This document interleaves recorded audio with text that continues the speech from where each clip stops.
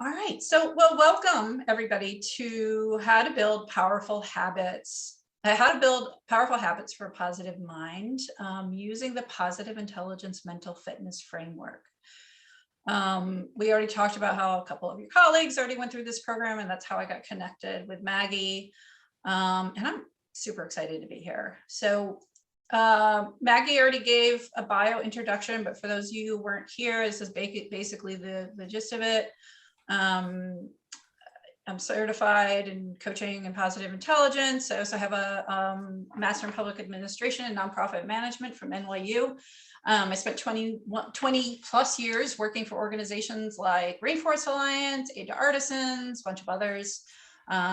So I'm very well immersed in the nonprofit NGO world. I'm also a mental health coach for Lyra Health. And I'm a volunteer coach for the Humanitarian Coaching Network, which is a really cool organization that people who work for humanitarian organizations can get pro bono coaching for a few sessions. So what is mental fitness? So mental fitness is your capacity to respond to life's challenges with a positive rather than a negative mindset. And the impact that mental fitness has on you is it improves your performance so that you can reach optimal performance. It helps you with your wellness and having more peace of mind. And it also helps you develop healthy relationships, both at home and in your personal life and at work.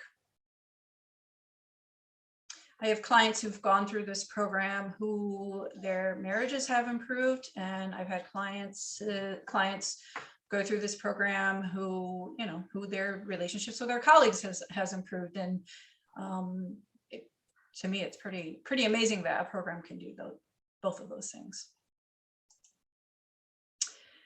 So the framework I am about to share with you has a deep foundation in research, and is a synthesis of recent like discoveries in neuroscience, positive psychology,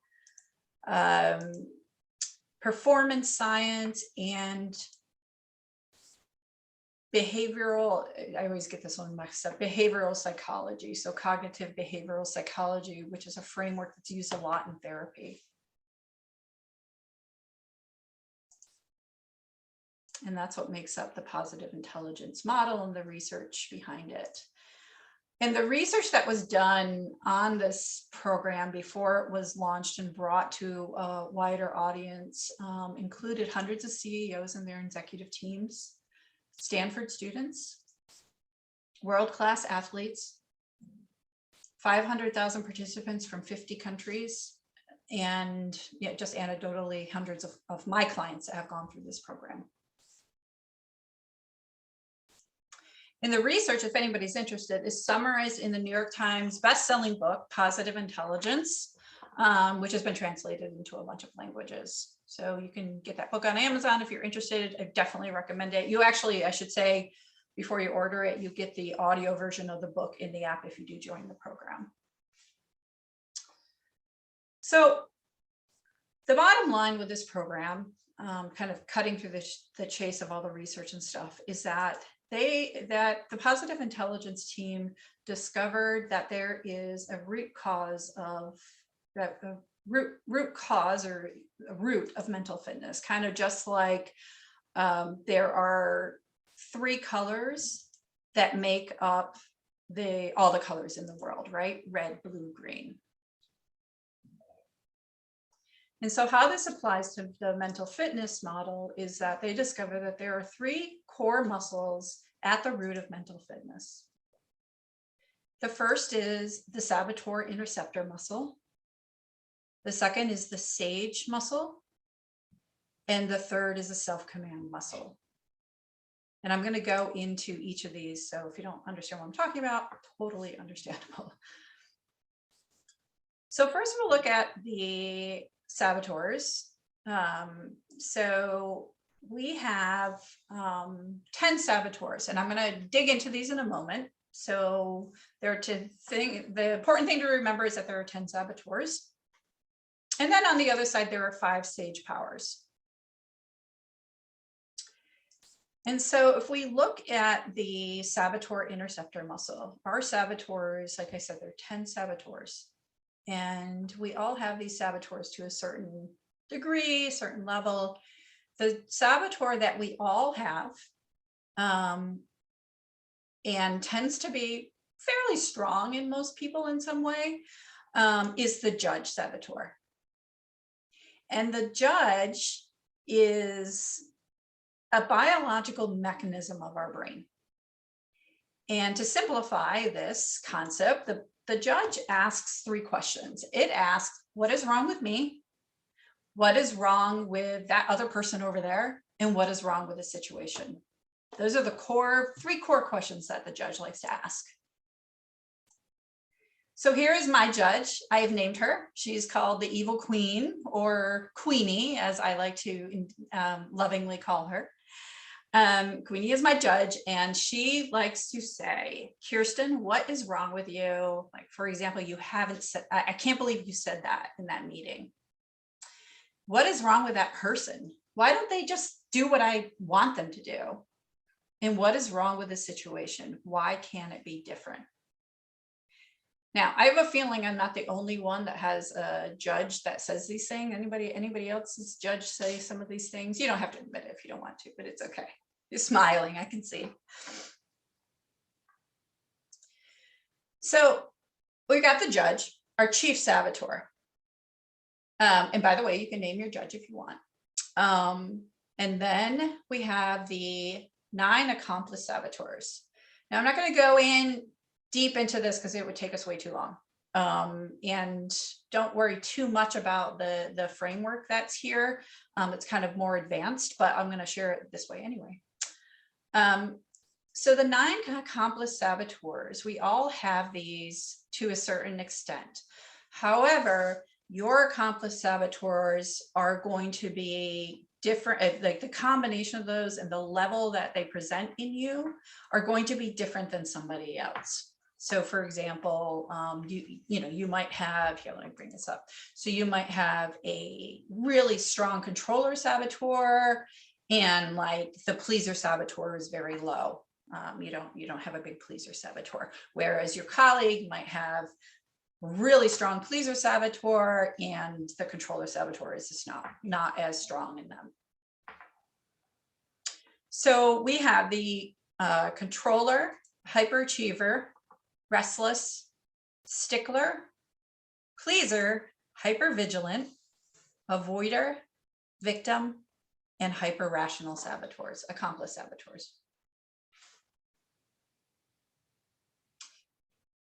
And to give you an example of what this might look like, so this is a result of the assessment, the saboteur assessment that you take as like pretty much the first step of the program.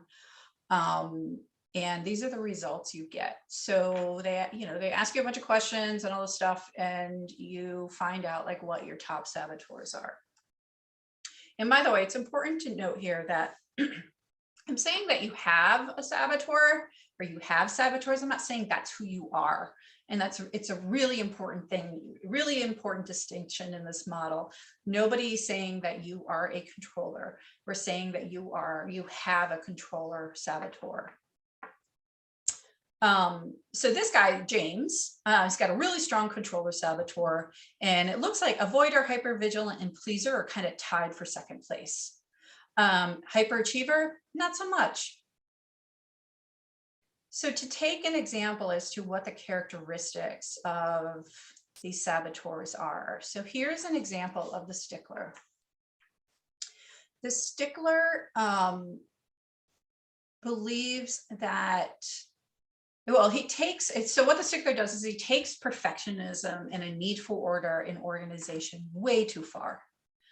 And perfectionism and order in organization, that's not a bad quality, but when it's taken too far, it becomes a difficult difficult emotion, difficult habit that can impact you, your well-being, your performance, and also the people around you. So the characteristics of a stickler are being punctual, methodical, perfectionist. They can be irritable, tense, opinionated, sarcastic, highly critical of themselves and others, have a strong need for self-control and self-restraint, and works overtime to make up for others' sloppiness and laziness, and is highly sensitive to criticism. And the thoughts that run through the stickler mind is right is right, wrong is wrong. I know the right way. If you can't do it perfectly, don't do it at all. Others too often have lax standards. I need to be more organized and methodical than others so things get done, and I hate mistakes. Now, I'm not going to ask anybody I'm not going to ask you to raise your hand, but just think about like if this feels like might be you, or it might be somebody that you know. And think about the effect that it might have on you when it's taken too far. Oh, by the way, we'll have plenty of time for questions at the end. So, okay, so those are the saboteurs. And the saboteurs live in what researchers call the survival brain.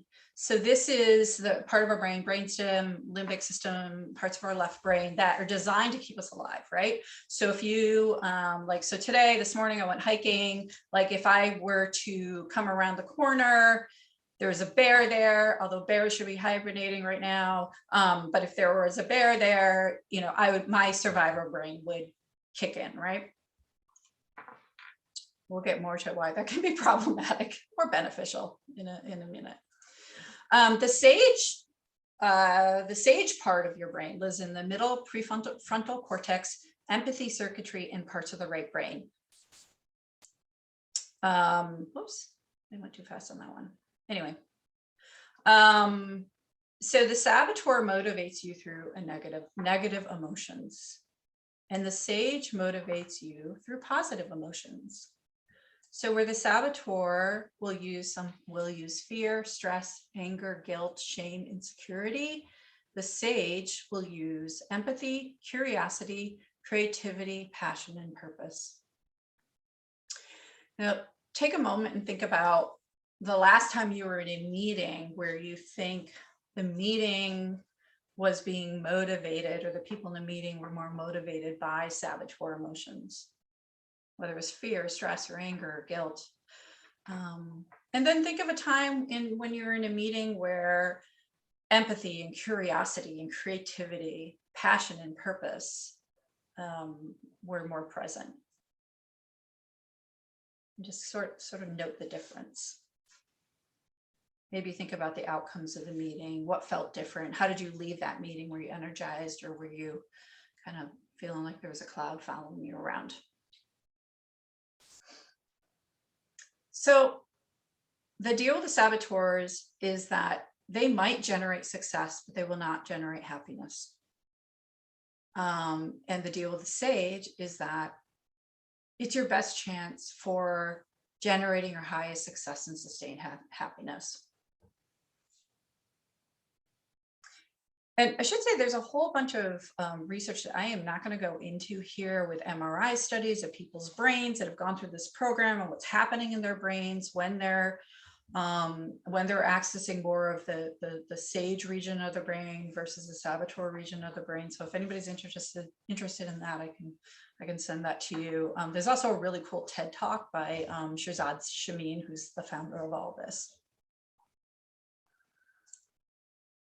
So here's a question that I get all the time. Are negative emotions good for you? So here's a question I give back. Is pain good for you? If you put your hand on a hot stove, does it serve a purpose? Is it good for you? Do you need to keep your hand on that hot stove for like a minute, 2 minutes, 3 minutes no, right? Like, immediately. So this is the deal with negative emotions. They are a helpful alert, but only for like 1 second. Maybe a little bit longer sometimes. But anyway, helpful alert that something's wrong. And staying in negative emotion hurts your ability to see clearly and respond with empathy, curiosity, creativity, or laser focused action. And if you're in negative emotion, you're in saboteur. And I want to be really clear here too about something. Like, there's kind of this thing about, am I saying negative emotion is bad? Not at all. Negative emotion is natural. All emotions are natural. It's a function of our brain. It's how we work. We're humans. They're not bad. Negative in this case is just used as more of like the traditional negative terminology, and same with positive. So it's not negative, bad, positive, good. It's negative, negative, positive, positive. All right, so we went through the saboteur interceptor. So now let's move on to the sage. So the sage lives in a region of the brain associated with positive emotions, peace and calm, clear-headed focus, creativity, and big picture thinking. Sorry if you guys can hear my dog. She's chewing on her foot and choking on it at the same time. So she's talented. So the sage operates from the sage perspective. And the sage perspective is every outcome or circumstance can be turned into a gift and opportunity. Now, Bridget and Adam know this story, but I think it's a really cool story to tell that kind of like brings this point home of the sage perspective. And it's actually a Tois parable, and some of you may have heard it already. So I'll just go through this real quick. So there once was a farmer in ancient China who owned a horse. "You are so lucky," his neighbors told him, "to have a horse to pull that cart for you." "Maybe," the farmer replied. One day, he didn't latch the gate properly and the horse ran away. "Oh no, that's terrible news," his neighbors cried. "Such bad luck." "Maybe," the farmer replied. A few days later, the horse returned, bringing with it 6 wild horses. "How fantastic, you're so lucky," his neighbors told him. "Maybe," the farmer replied. The following week, the farmer's son was breaking in one of the wild horses when it threw him to the ground, breaking his leg. "Oh no," the neighbors cried, "such bad luck all over again." "Maybe," the farmer replied. The next day, soldiers came and took away all the young men to fight in the army, and the farmer's son was left behind. "You are so lucky," because he had a broken leg. "You are so lucky," his neighbors cried. "Maybe," the farmer replied. So the point of this story, of this parable, is that when we interpret a situation as an opportunity or a disaster, it shapes the way we respond. But the Taoist farmer shows that we can never truly know how a situation is going to turn out.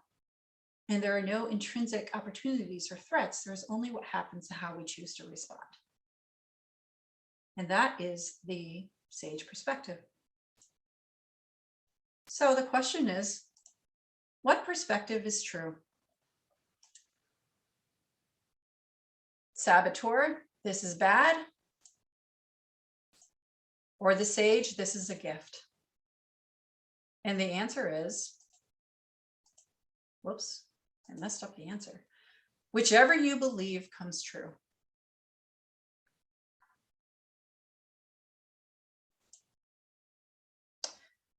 So on to the third core part of mental fitness, a core muscle, is the self-command muscle. This is where, this is what Adam was talking about when he was talking about, it's not like a 45-minute meditation, it's, shorter than that. So the program, the self-command muscle, is based on 10-second PQ reps. And how you do, there's many different ways of doing PQ reps. The simplest one that I like to show people in the beginning, and Shahzad uses this a lot when he's first teaching people, is that if you take your thumb and your forefinger and you rub those together, you kind of close your eyes, you rub those together, and for 10 seconds, you pay attention to that feeling. You pay attention to what's going on the ridges of your finger, like how your ridges feel, just how it feels overall.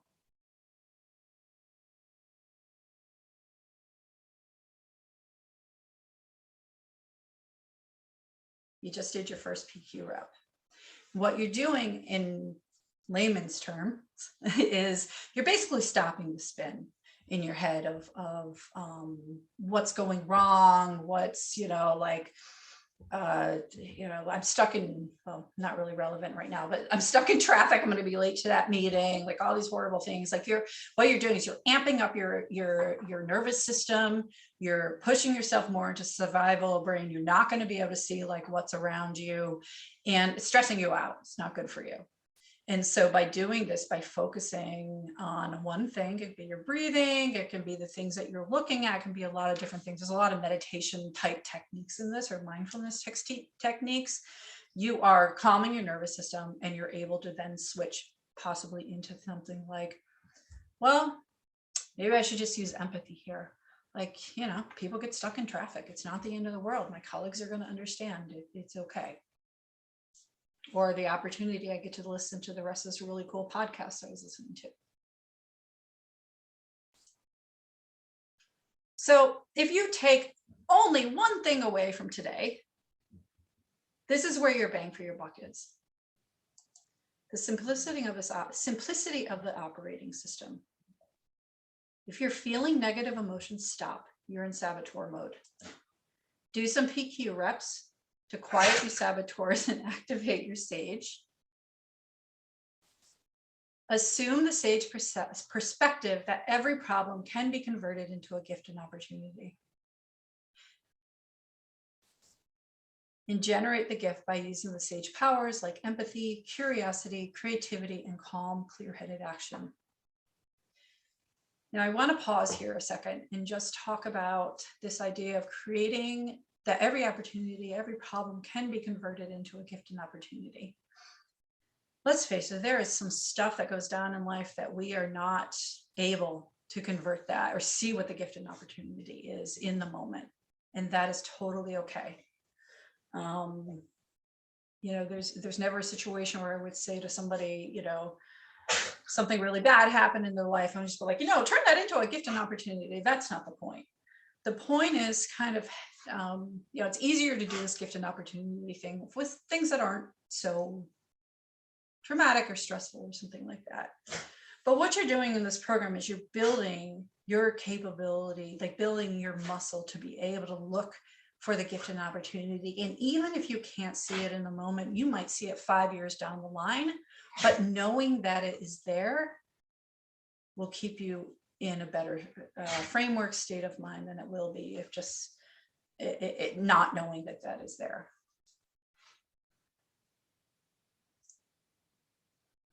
So here's another question I get all the time. Is it really possible to just shift from saboteur to sage response, even in tough challenges? And the answer is yes, but the speed and depth of the shift depends on your mental muscle strength. So, and this is kind of back to also what Adam was talking about, that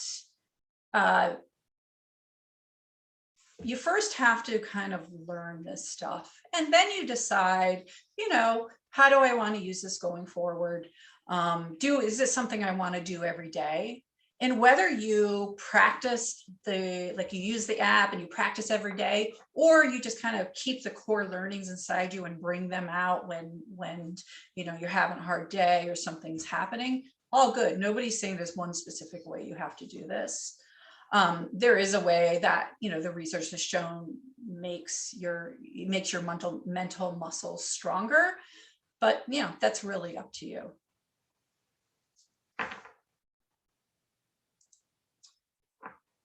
So lasting positive change requires 80% mental muscle and 20% insight. And this is why, as a coach, I love this program, because in coaching, a lot of the stuff that we discover and develop is insight.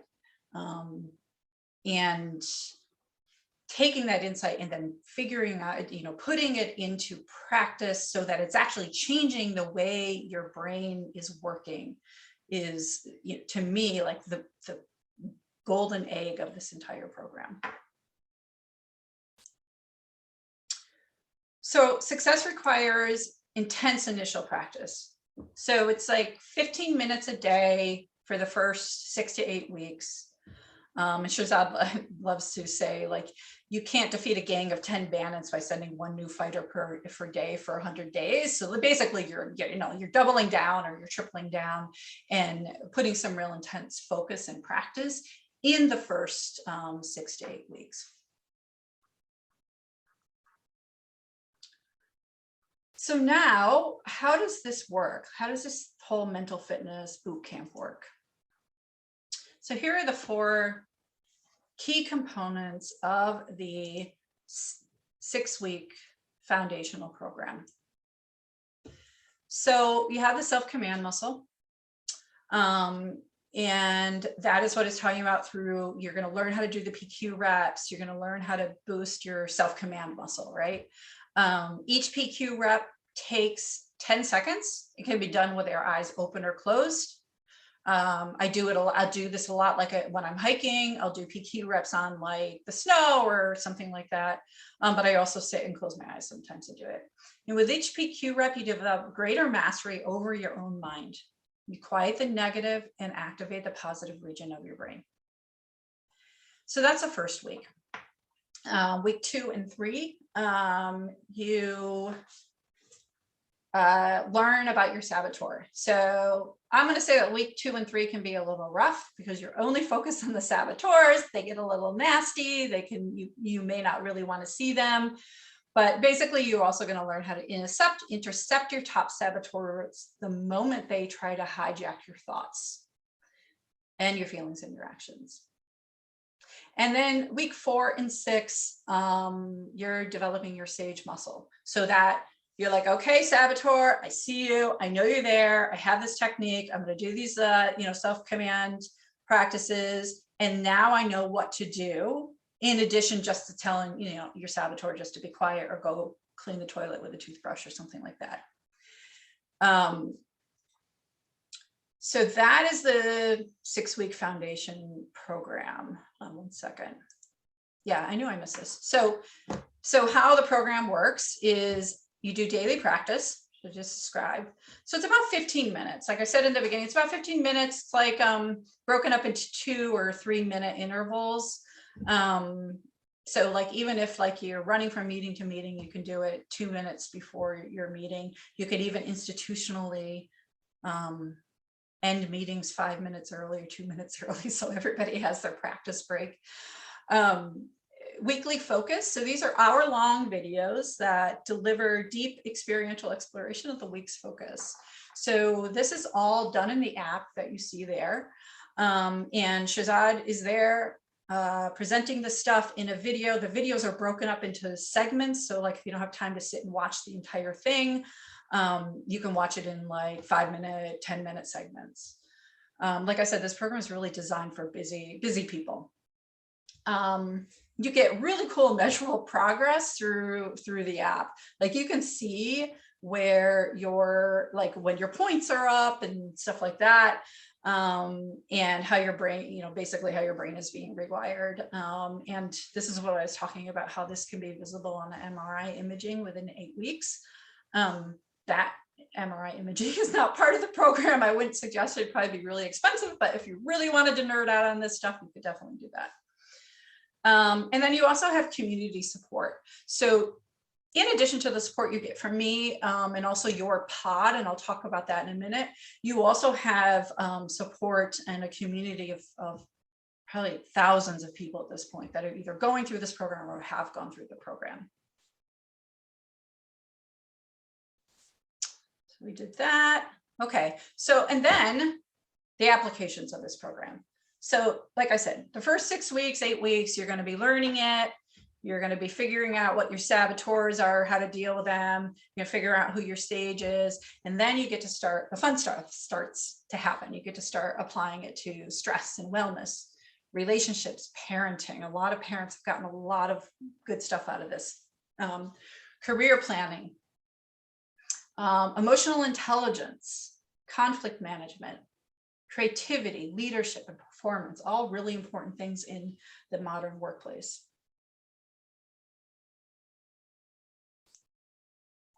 So this is what the mental fitness boot camp will look like for you guys. Excuse me one sec.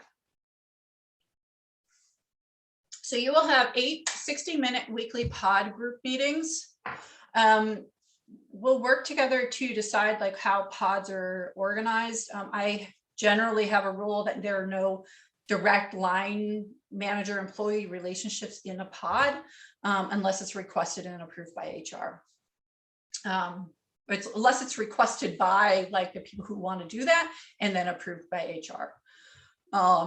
You'll have the 7 weekly video lessons that I was talking about that are in the app.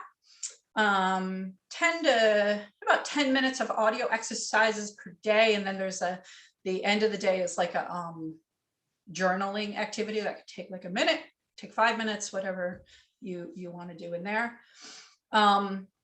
You also get 12 months of the Positive Intelligence app in the Maintain program, which means that when you're done with the 8 weeks, when you're done with the program, you still have access to that program. You still have access to the app for 12 months. There is a follow-up program called the Grow program. I won't get into that now. It's super cool, but for anybody who's really interested in going beyond and learning more, it's not, we don't just drop you after 6-8 weeks and say, you're on your own.